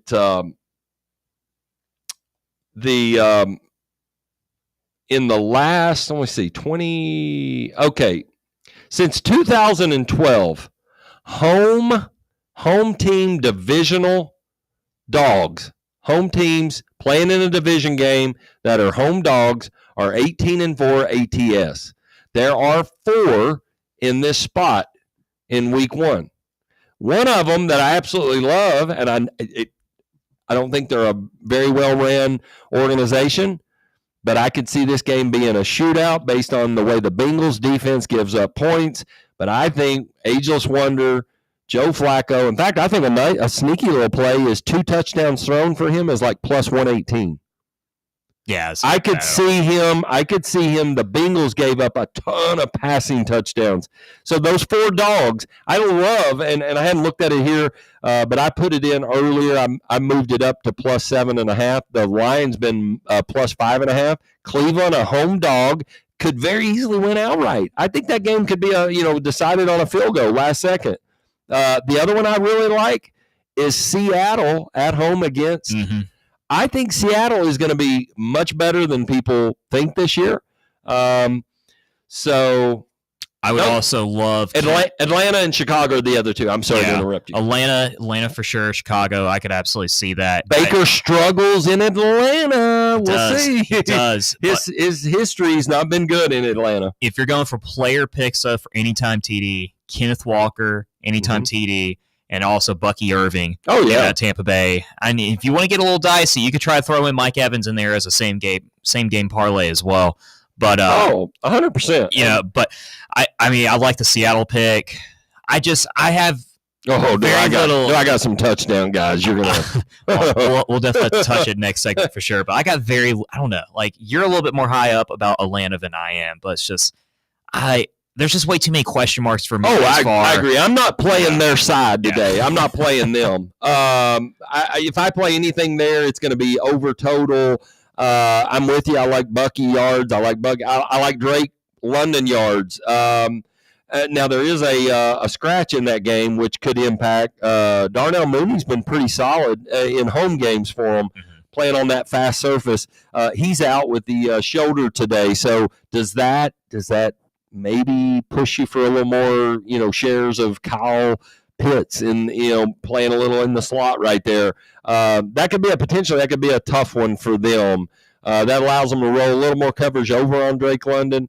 But again, there are some matchups today where guys that literally should and could eat. And I'm talking, a James Conner playing the Saints who gave up the 3rd most rushing touchdowns last year. This ain't your normal Saints defense.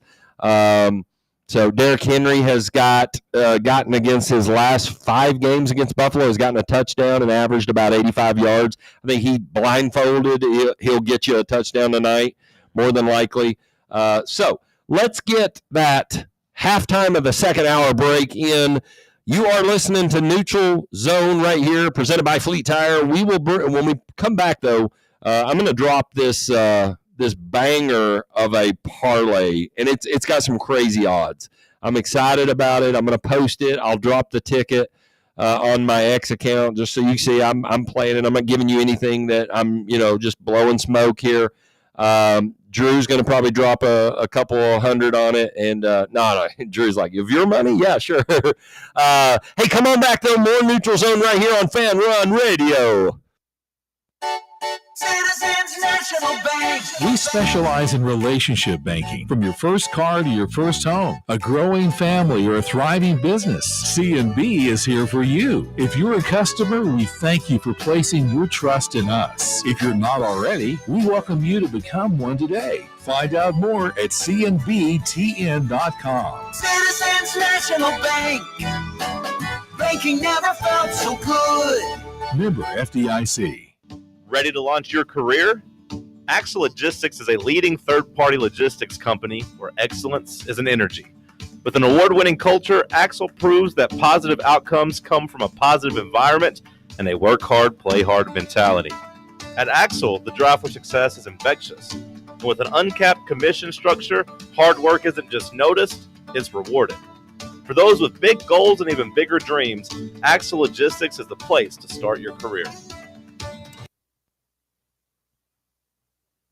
Your tax refund belongs to you, not an identity thief. Over $6 billion in tax refunds were flagged by the IRS for possible identity theft last year.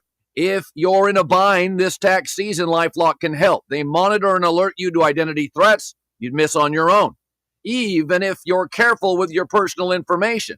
And if you do become a victim of tax-related identity fraud, LifeLock has U.S.-based restoration specialists ready to help solve your identity theft issue.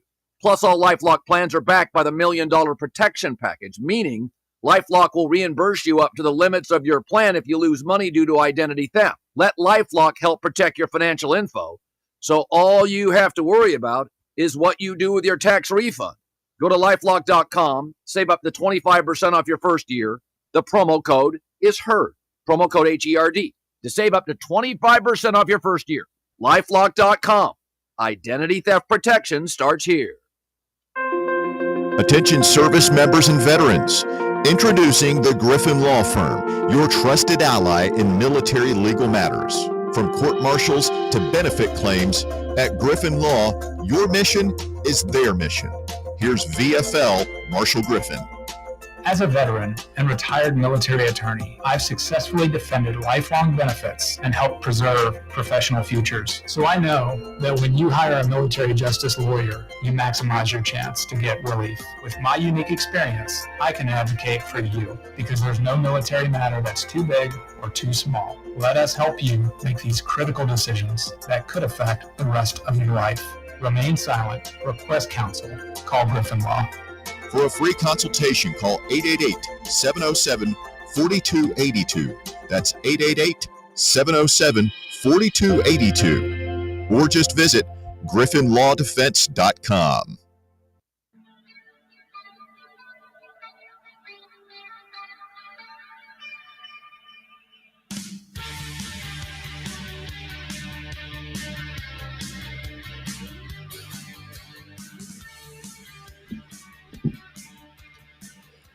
Welcome back into the Fan Run Radio studios with Drew. You got the clone right here, Neutral Zone, presented by Fleet Tire.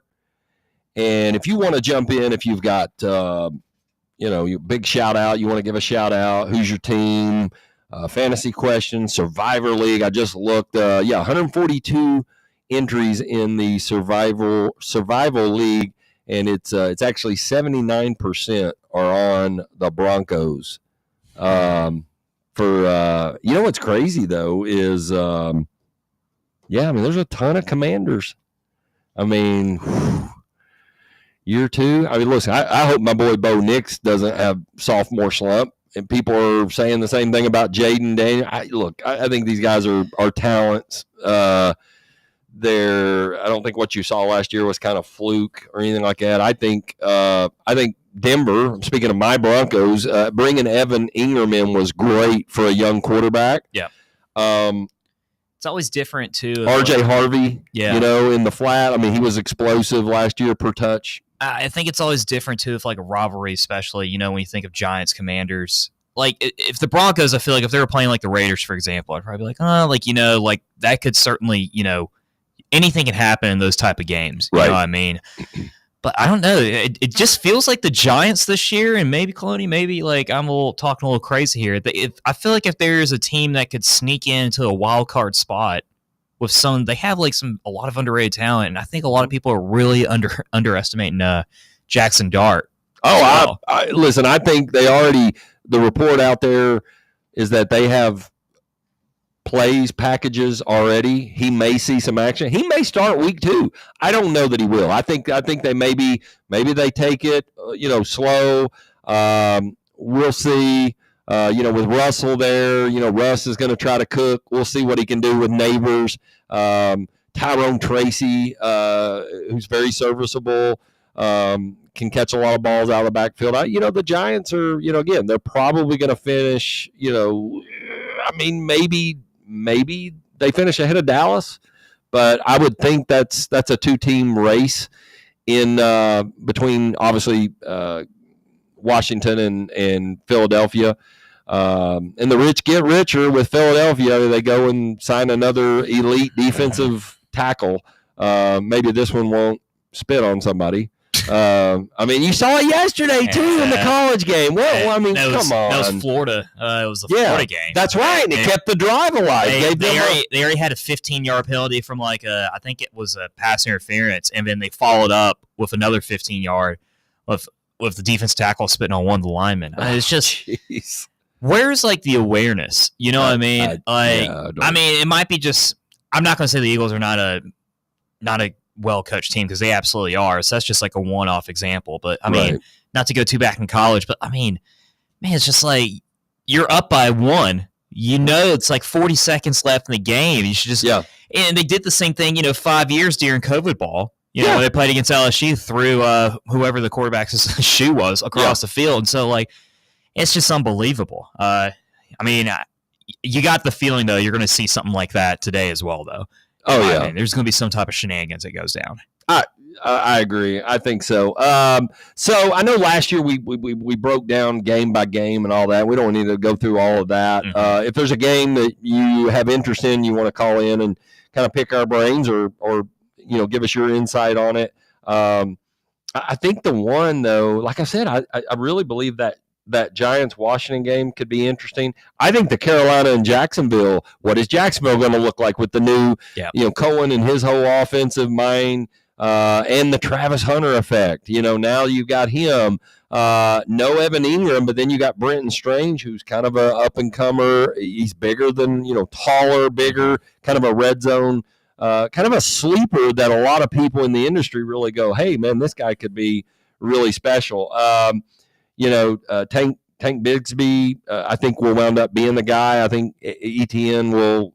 I think maybe that's a guy that do you see him get dropped at some point, or did they trade him? Does he have any kind of value? Is there any meat on the bone there? Tampa Bay, Atlanta, to me is, and again, that there's some really good, strong Week 1 matchups, and I mean ones that we could be sitting here going, these have huge implications on who's going to win their respective divisions. And again, none other than that Tampa-Atlanta game right there. Even though, like I said, Cleveland, I don't think factors in the division. I don't think they factor in any playoff talk but I think this is one of those matchups, Week 1, divisional rival. You know what? That trend intrigues me. And again, I'm going to drop that here in just a minute, but I'm putting the finishing touches on that odds, though, by the way, Joe Flacco to throw 2 passing touchdowns has come down to plus 108. So it's definitely getting a little, some people buying in on that. Look, just defenses are horrendous there. And the Bengals are going to score points. And everyone wants to forget about, all you remember is Higgins and Chase. Well, there's another Chase in the form of Chase Brown, who, by the way, last year I gave you on the show. He was one of my guys. I had him 2 years ago in a dynasty league. He's the guy. And look, he could be, if he stays healthy and plays 16 games, that's a guy right there that we could be talking about next year when you go to your draft. He could be a top 3 to 5, running back being drafted. He's on that level. Jahmyr Gibbs is already there. That's another matchup. That's a late matchup today that I absolutely love. Detroit's won 3 straight, by the way, at Lambeau. So we'll see. We shall see. Anything else to the 1 o'clock that catches your eye, or the entire slate for that matter, Drew? I think you pretty much hit the nail on the head. I think Bengals-Browns is going to certainly be intriguing. I think the go-to game to watch personally would, probably be Giants-Commanders. Just very intrigued to see how, Jaden Daniels' second season in the league, how he kind of bounces back. We've seen time and time again of guys that have had an outstanding rookie season, whether it's like C.J. Stroud or others. They've tend to had a drop in production. So I'm interested to see maybe if NFL defenses and, coaches have kind of figured out on how he kind of operates. Right. Obviously Bucks Falcons, big time division matchup. I think there's a lot of toss up in that one. I really, really like Bucky Irving and Mike Evans for anytime TDs in that one. If we're going to talk about Bengals Browns, love Chase Brown, love Jamar Chase for anytime TDs as well. And then I think on DraftKings, it's minus 108 for Joe Burrow to throw over 270. Hammer that. Oh yeah. Yeah. But my go-to though, this is probably the card that I'm the most confident with. Well, 5-pick parlay among all the games. Jamar Chase, anytime TD. Jahmyr Gibbs, anytime TD. Derrick Henry tonight, anytime TD. And then for the 2 parlay, Bucky Irving and Mike Evans. And that puts you at plus 3,000 odds. I like it. It's strong. I wish Atlanta, and maybe there's a guy I'm just not thinking of, but a number 2 wide receiver would have a great opportunity today. But perusing through the touchdown odds, it's really not. The only one that really saw some jump, according to what I was showing earlier, was Kyle Pitts. He would be a guy that certainly could give you a little bit better, target shares there, certainly. But why don't we do this? I've got, and I see there's some more injury stuff coming in. And I see that where I'd mentioned to you about the Giants have packages of plays for Jackson Dart. That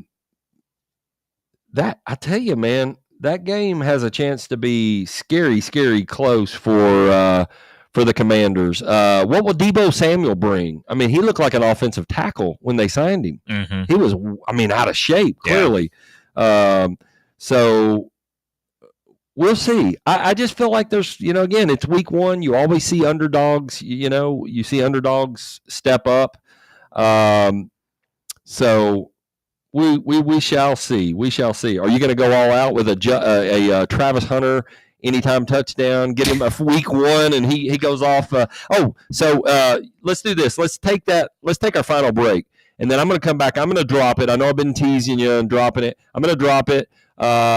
And including a NFL futures. I gave you the division order of 3 divisions, which was nearly 20,000 plus 20,000 odds. We'll do this. We'll grab a break. We'll come back. One final segment right here in the Neutral Zone, presented by Fleet Tire, right here on Fan Run Radio. Are you looking for a treat that will knock it out of the park at the next watch party? Just like your favorite baseball team, Crumble brings the best lineup week to week with an expanded roster that includes key lime pie, strawberry cake, or my personal favorite, Monster featuring M&M candies. Let Crumble treat you to the best cookies in the game. Download the Crumble app and start earning rewards. You can even vote monthly on what flavors you would like to see at any store of your choice. Warmer weather is here, so get to the ballpark, but don't miss the cookies. We really need to get some branded stuff. Shirts, hats, promo items, something professional.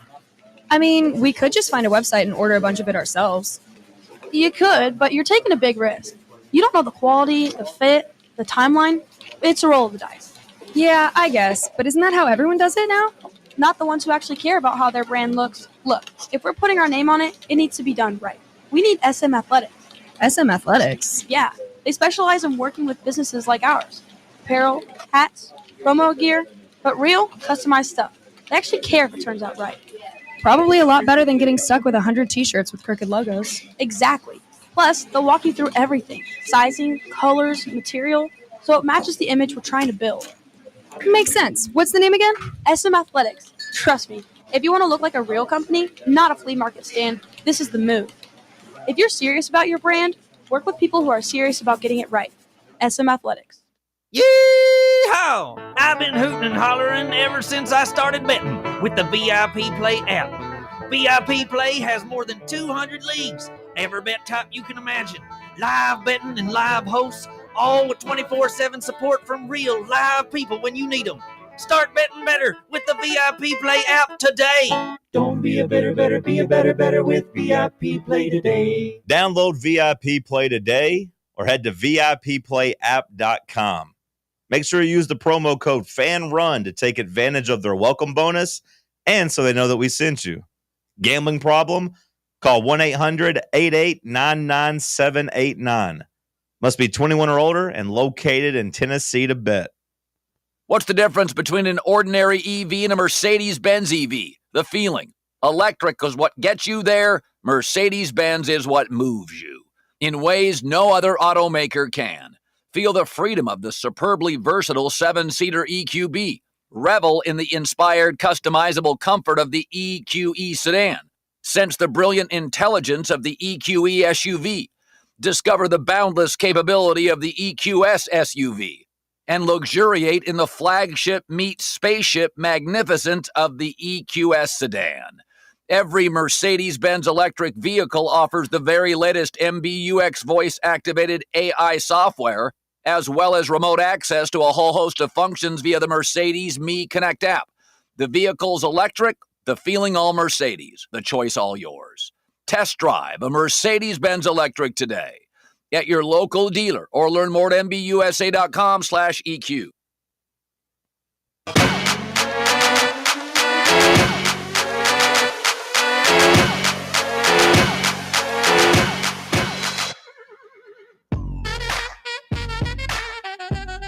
Welcome back into Fan Run Radio studios right here. You've entered the neutral zone.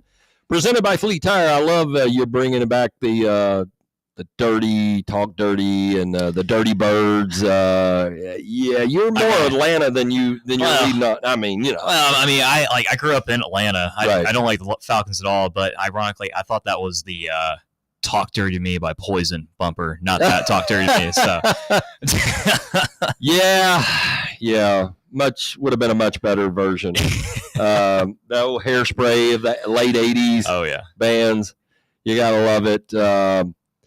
Yeah.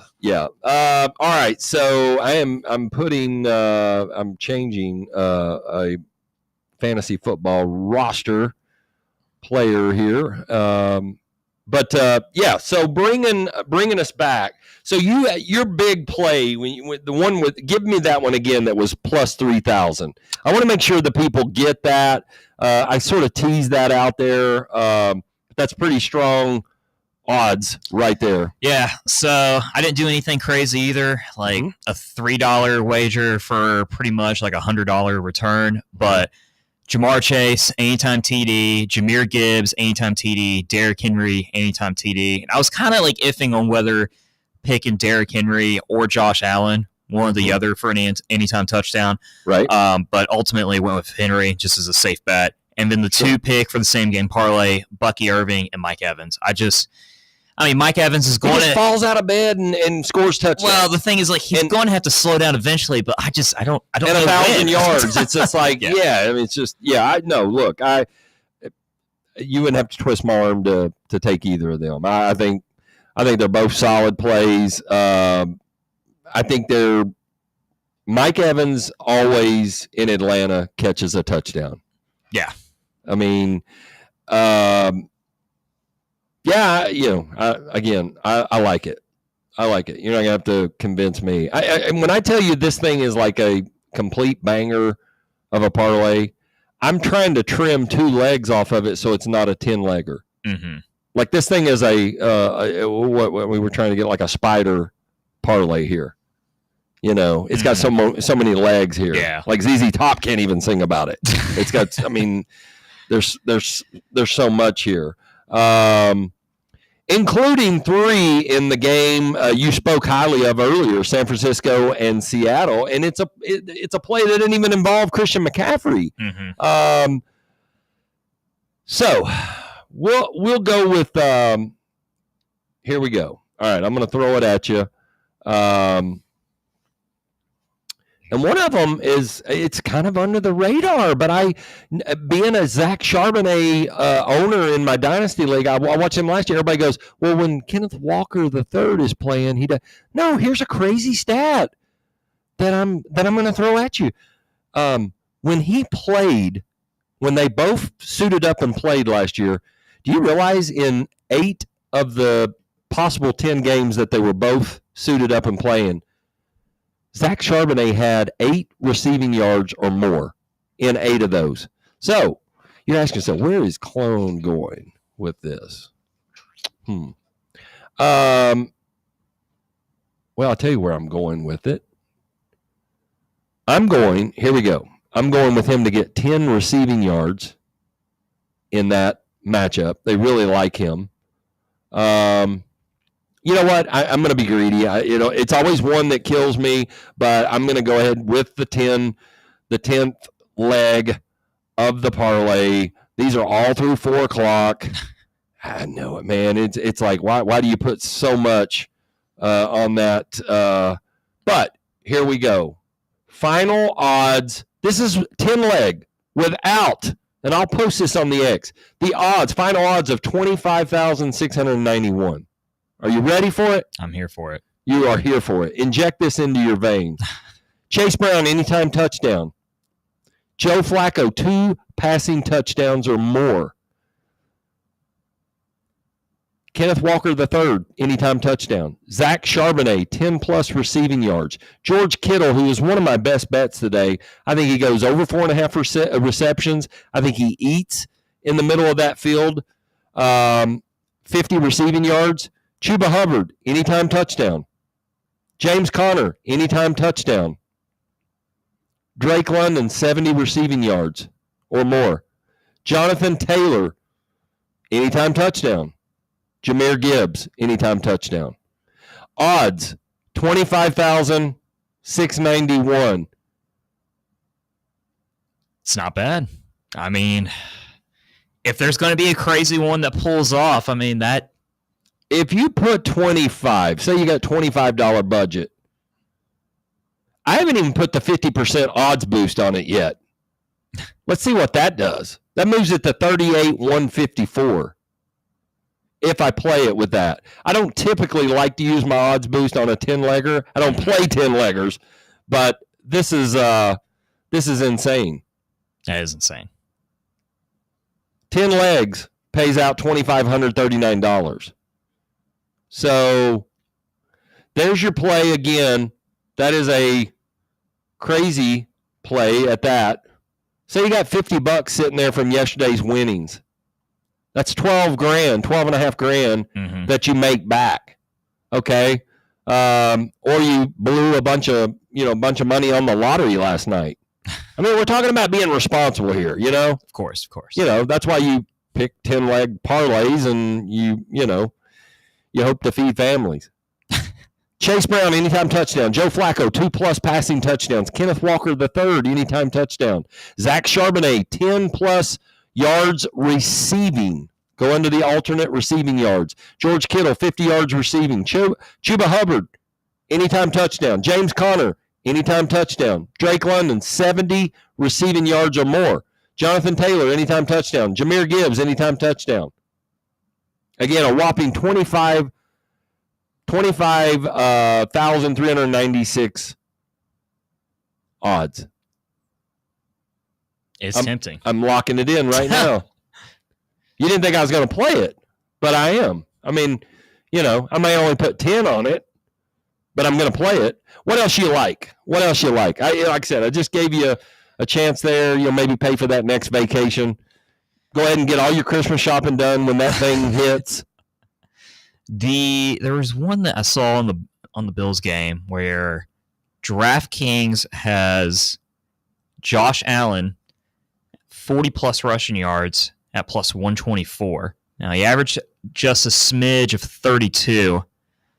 And it's like, I'm debating on it because, like, plus 25, he's minus 230. Obviously, it's not really good money there. Mm-hmm. But, you know, at the same time, it's just, they also have Lamar Jackson at minus 102 for 50-plus yards. Wow.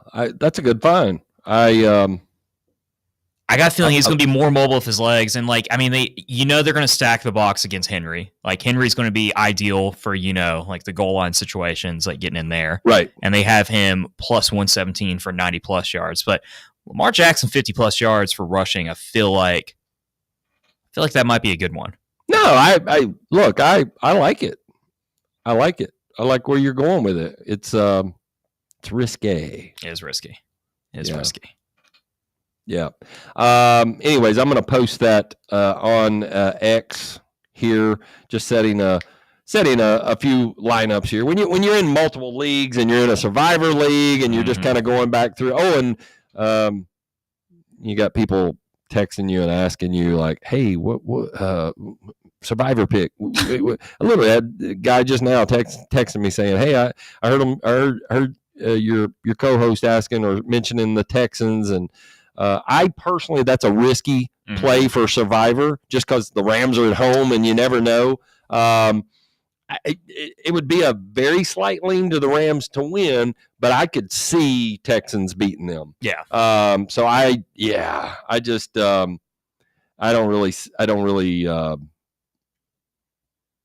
would go with something a little safer. If it were me, I think that's probably the smart. I think that's probably, especially for a Survivor League. I mean, if it's just one of those things where it's like a pick 'em, or like you got like an extra $5 or $10, throwing $10 on Texans covering that 3.5 right. underdog spread, absolutely do that. But I mean, it is week 1. It is on the road. There's a lot of indicators too. And Matt Stafford, despite having a bum back, he's not a bum quarterback, though. I mean, he's still a decent QB that's serviceable. So it'll be interesting to see that. But there's so many excellent games, I mean, especially for a week 1 that as soon as we get out of here, Clooney, I'm driving straight back to the house, not doing anything for the rest of the afternoon and trying to soak it all in. So 2 other anytime touchdown plays, and one is an actual best bet of mine. It's for tomorrow night in Chicago, and it's Jordan Mason anytime touchdown. He might get 2 touchdowns. They love him, the physicality he brings. You're talking about a guy that averaged like 5.5 yards a touch when he was with the Niners. Yeah. Now, you could also say the Niners were, but arguably you could say both offenses are comparable. Great offensive mind play callers. Mm-hmm. You could probably say Purdy, Brock Purdy is further ahead certainly than where J.J. McCarthy is right now. But I just feel like when they get it down there close, I mean, look, Aaron Jones can certainly still produce at a high level. Mm-hmm. I think they've got their bell cow, the guy that I would not be stunned if we're sitting here talking about it. I have a futures on him. I did a tiny little sprinkle. Like I said, I gave this out on the other podcast that I do with Basilio and the crew, Winners and Losers. But Jordan Mason to lead the NFL in rushing touchdowns, plus 5,500. It's now down to plus 52. So it's kind of coming down a little bit. But, again, great offensive. I think a really good offense. And I think take a little pressure off the young quarterback, lean on him, and very underrated offensive line there. And again, an offensive-minded guy. I think Jefferson gets so much attention. Yeah. And, certainly when they get Addison back, that's another element that he gets single coverage and eats all the time. Mm-hmm. So that, not sorry to interrupt you, but I obviously got 60 seconds here. I got Krosky Merritt on my fantasy team, but also for backup on the bench, Jordan Mason and Dylan Sampson. Who would you start? I mean, man, I might just lean to. I really love Jordan Mason this year. I really like him, and I hope you're not texting me here about 2:30 going, Krosky Merritt's got 2 touchdowns, and I still think Eckler's going to get a lot of that there. Yeah, he might be like more integrated in. I feel like it was later on in the season. Yeah, I mean he's clearly. I think he could be the guy in down around the goal line. But I just I think that, the Giants defense is still a good matchup for you. But that's probably where I would still go Jordan Mason for me. I think they're going to lean on that. The Bears give up a lot of rushing touchdowns last year. They fixed the offensive side of the ball, but have they fixed the defensive side? We'll see. Early in the year, as they're going to beat the Titans and all the takeaways, all the gifts that Will Levis gave out. I think a little of that was early in the year. Their defense was getting a lot of accolades, and their defense still isn't very good. Yeah. So, hey, it's been a wrap here. We'll put a wrap on it here. Neutral Zone on Fan Run Radio, presented by Flea Tire. Drew, good to see you. Big shout out always. Absolutely. Appreciate you. Appreciate Fan Run Radio. And you know what? Enjoy the games today. We'll see you guys next week.